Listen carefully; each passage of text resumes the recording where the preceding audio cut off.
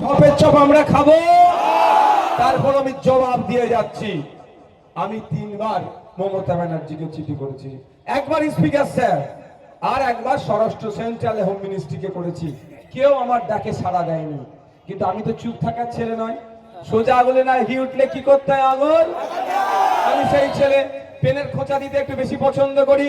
আস্তে আস্তে তো আমাকে দুটো বোন দুটো পেনও গিফট করেছে, দেখো সব ছেড়ে এসেছি। পেন আমি ছাড়ি না, আমি পকেটে ভরে নিয়েছি। বুঝতে পেরেছেন এই ছেলে তো 5 টাকার পেনের খোঁচা খুব ভালো লাগে আমাকে দিতে। আমি 5 টাকার পেনের খোঁচা আইনি লড়াইয়ে গেলাম, কলকাতা হাইকোর্টে গেলাম। আমি যত কটা চিঠি যেখানে যেখানে করেছি সেখানে সেখানে দিয়ে দিলাম। দিয়ে দেওয়ার পরে কলকাতা হাইকোর্ট সিআইএসএফ কে নির্দেশ দিল, ইমিডিয়েট একটা টাইম বাউন্ড করে দিল। এর মধ্যে নওশাদ সিদ্দিকীর কি থ্রেড আছে, থ্রেডের বিশেষে একে নিরাপত্তা বড় রক্ষী দেওয়া হোক। এবার বলুন আমি অপরাধ করেছি না আমি নাই পথে আমার অধিকার আমি বুঝে নিয়েছি? এই বলুন, আমি লড়াই করে আমি আমার অধিকার বুঝে নেব না? তো এই অধিকার বুঝে নিয়ে তো অনেকের অসুবিধা হচ্ছে। কি বলছে যে রাজ্য অমিত শাহর পুলিশ ছেড়ে দিক, আমরা দিয়ে দেবো। আমি তাহলে একটু জানতে চাই অভিষেক বাবুকে, যে অভিষেক বাবু আপনি যখন দিল্লি এয়ারপোর্টে নামেন, সিআইএসএফ আপনাকে স্কট করে মেন দরজা অব্দি ছেড়ে দেয়, সেটাও সিআইএসএফ, এরাও সিআইএসএফ। ও আপনাকে এয়ারপোর্ট থেকে ফ্লাইট থেকে মেন গেট পর্যন্ত অমিত শাহ পুলিশ ছেড়ে দিলে কোনো অসুবিধা হয় না। আর নওশাদ সিদ্দিকী মামলা করে সিআইএসএফ নিলে আপনারা তো বুক ফাটে কেন? জানবো না আমরা? অ্যাকচুয়ালি অভিষেক বাবুর বুক ফাটেনি। এখানে যিনি আছেন তার তিনার হয়ে একটু ওকালতি উনি করেছেন। এই জন্যই যে দেখছে দেগঙ্গা বেরিয়ে গিয়েছে হাত থেকে, যদি একটু মানুষকে ভুল বুঝিয়ে কিছু ভোট ফিরিয়ে আনতে পারি, অতটি সহজ নয়। এটা 2021 নয়, এটা 2026। 2021-এ অনেক কটা ইকুয়েশন ছিল, তখন সিংহ চিহ্ন দাঁড় করিয়ে দিয়ে কনফিউজ ক্রিয়েট করে দিয়েছিল। ওই জন্য আমরা এই সিটটাতে লস করেছিলাম, অস্বীকার করার জায়গা নাই। অনেক কটা ইকুয়েশনের মধ্যে একটা ইকুয়েশন ছিল, আর একটা কি ছিল, বিজেপি চলে আসবে, বিজেপি চলে আসবে। এই গল্প শুনিয়েছিল। এই নির্বাচনে আর বাইনারি তৈরি করতে পারছে না। আর এবারে একটা বড় বৈশিষ্ট্য আছে, একজন বর্ষিয়ান নেতাকে আমরা প্রার্থী করেছি। অপরাধটাও ভালো ছিল, কিন্তু এটা বর্ষিয়ান একজন পরিপক্ক রাজনীতিবিদ। কোথায় কোথায় কোন সুইচে কি কাজ করতে হবে, কোন কাঁটা কিভাবে তুলতে হবে, কোন নেট কোন কাঠিতে কাটতে হবে, কোন জায়গায় লিকোপ্লাস দিতে হবে, সব ভালো করে জেনে বসে আছে। সুতরাং আর রোগ নাই। সেই জন্য আপনাদের একটু ভুল বুঝাতে চাইছে। আমি আপনাদের বলি, আপনাদের জেনে রাখা দরকার। আমার জানার মধ্যে যদি ভুল হয়, আশা করছি অভিষেক বাবু পরের বক্তব্যে আমার ভুলটা শুধরে দেবে।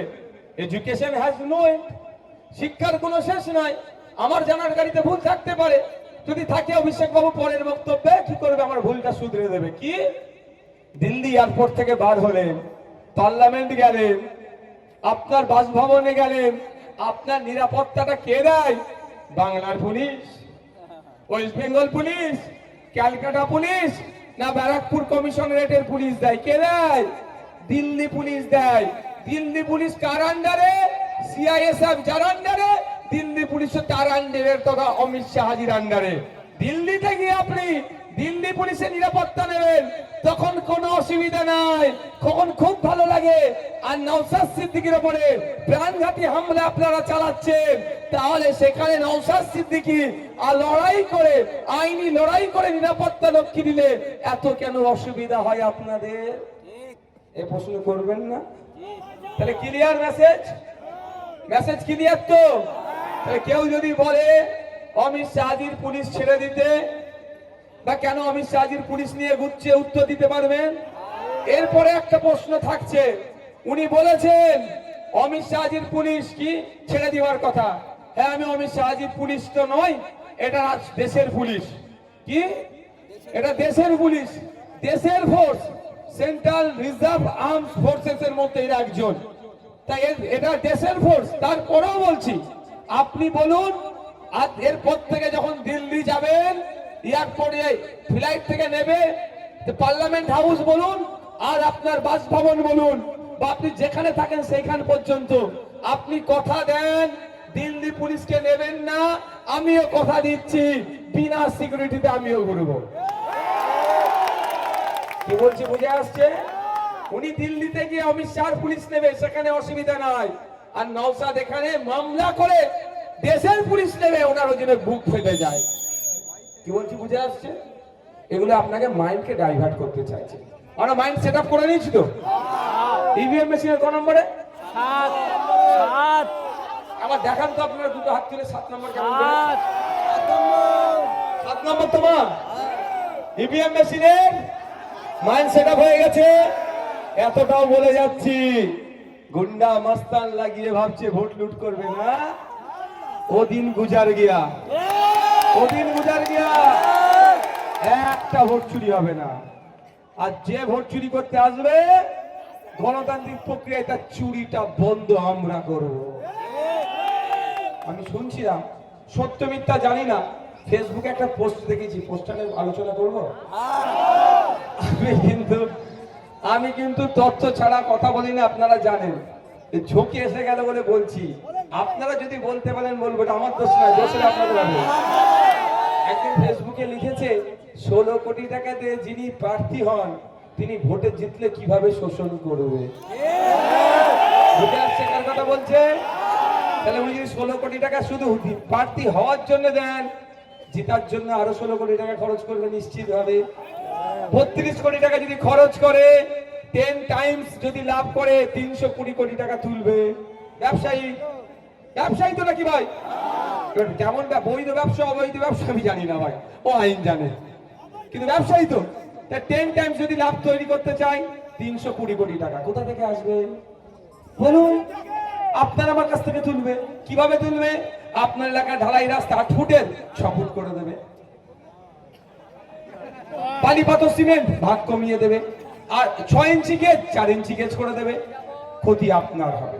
তাই আপনাদের বলবো, বাড়ি দেওয়ার লোভ দেখাবে, যা দেবে টাকা পয়সা জামা কাপড় যা দেবে সব নিয়ে নেবেন, নিয়ে নেন, ছাড়বেন না। মাথায় থাকবে, ছাড়াছাড়ির কোনো জায়গা নাই। যা পাবেন সব নিয়ে নেবেন। ভোটটা ইভিএম মেশিনের 29 তারিখ সকালে দিয়ে চুপচাপ দিয়ে দেবেন। শুধু এটা নয়, লোক এখন ওনাকে ভাড়া করতে হচ্ছে। আমার কাছে খবর আছে 500 টাকায় আর কেউ ভাড়া কাটতে চাইছে না। আপনাদেরও বলছি, যদি 1000 টাকার অফার আসে ছাড়বেন না, চক্কর মেরে দেবেন। ভোটটা আমি আমার কথা বলছি, ভাঙড়ের কথা, ভাঙড়ের কথা।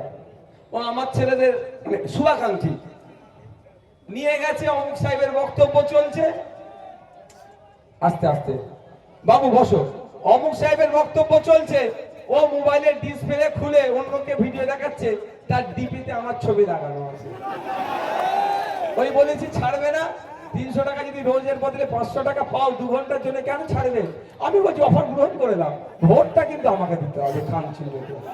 তাই বন্ধুগণ, আমি আপনাদের বলবো একটা কথা, যে আগামী 5 বছর দেগঙ্গার ভালো থাকা শুধু নয়, রাজ্যের মানুষের হয়ে লড়াই করার জন্য, নওশাদ সিদ্দিকীর পাশে সাথ দেওয়ার জন্য, নওশাদ সিদ্দিকীর সুরে মিলিয়ে আইনের সবার মধ্যে গিয়ে শিক্ষা, স্বাস্থ্য, কর্মসংস্থান সহ যে বিলগুলো নিয়ে আসছে মানুষের বিপক্ষে যাচ্ছে।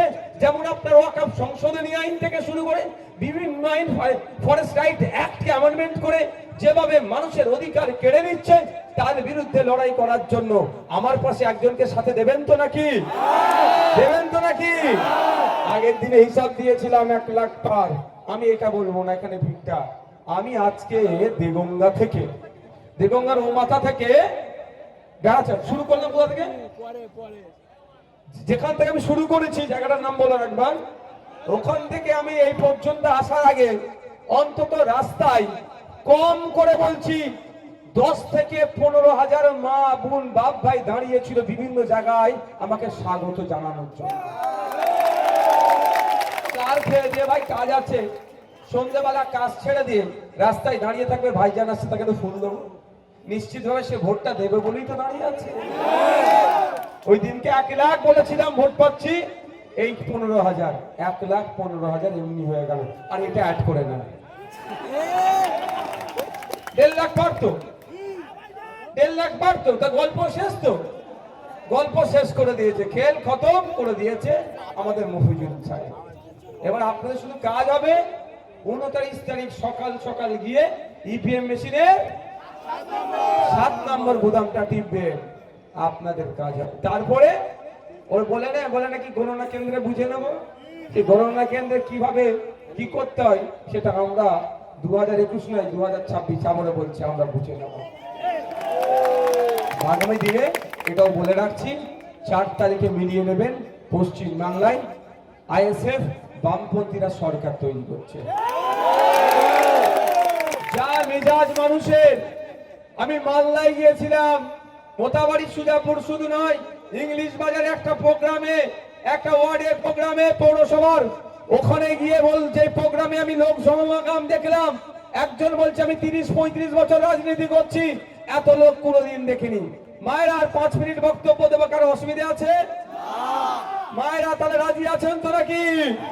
লক্ষ্মীর ভান্ডার দিয়ে আটকাতে পারবে না, চাই মায়ের ছেলের চাকরি, লক্ষ্মীর ভান্ডার নয়, চাই মায়ের মেয়ের চাকরি এবং স্বচ্ছতার সাথে চাকরি। চাকরির জন্য 15 লাখ ঘুষ লাখ চলবে না, তাই তো নাকি মা? তাই নতুন সূর্য উদয় হবে যেখানে বাম আইএসএফ সরকারে থাকবে, চাকরি কোনো বিক্রি হবে না, ওই 330 টাকা বা 550 টাকায় ফর্ম ফিল আপ করেই চাকরি হবে। এবার তো একটু ফ্ল্যাশিং হোক মোবাইল।